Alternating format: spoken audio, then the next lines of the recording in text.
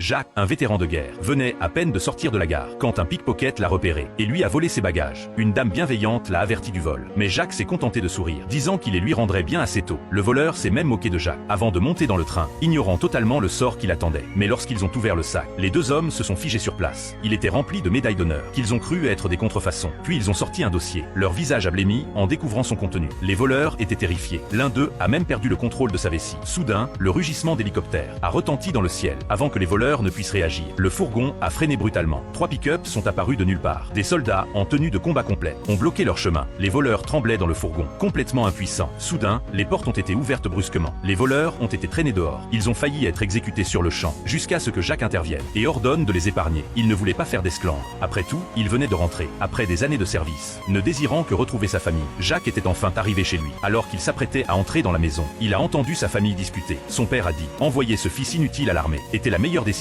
qu'on ait jamais prise. Si on ne l'avait pas manipulé pour qu'il rejoigne l'unité la plus dangereuse et qu'il meure au combat, on n'aurait pas cette villa de luxe, ni ces millions d'indemnisations. » En entendant cela, Jacques s'est figé, le cœur brisé. Sa fiancée a dit « Heureusement que je ne l'ai pas épousé, sinon notre vie ne serait pas aussi belle maintenant. » Il s'est avéré qu'après l'annonce de la mort de Jacques, le maire avait promu son jeune frère pour prendre sa place. Mais il ne réalisait pas que tout ce qu'il possédait désormais avait été orchestré par Jacques. En entendant leurs paroles, Jacques a pleuré de façon incontrôlable. Son assistant a dit « Le mariage de son frère a lieu demain. Voulez-vous que je me venge d'eux ?» Mais Jacques a arrêté son assistant. Tremblant, il a dit « Le maire n'a-t-il pas prévu un banquet en mon honneur? Demain, nous tiendrons le nôtre. » Lors de leur mariage. Pendant ce temps, sa famille bavardait joyeusement à l'intérieur. Soudain, Jacques est entré. Tous se sont figés de stupeur. Son père a bégayé. « Mais tu étais censé être mort. Comment peux-tu être en vie ?» La terreur s'est répandue sur leur visage. Si les gens découvraient qu'il était encore vivant, ils perdraient tous les avantages obtenus. Jacques a demandé avec fureur « Je suis de retour. Êtes-vous déçu? Vous avez peur que je détruise tout ce que vous avez construit, n'est-ce pas? Peur d'être démasqué comme des imposteurs, de perdre votre réputation ?» Sa fiancée a dit « Tu devrais partir immédiatement. Rester ici ne fera que nous nuire. » Jacques a explosé. « Votre belle vie est construite sur le mensonge de ma mort. » Son père a sorti un chèque et l'a tendu à Jacques. « Prends cet argent et disparaît. » Même sa mère, les larmes aux yeux, l'a supplié de partir. Jacques a fixé leur visage et a demandé « Suis-je encore votre fils ?» Avant que sa mère ne puisse répondre, son frère cadet a crié « Tu n'es plus de la famille. » Jacques a déchiré le chèque en morceaux. À partir de ce moment, Jacques a rompu tous les liens avec eux et tous les avantages qu'ils avaient obtenus. Jacques allait les récupérer intégralement.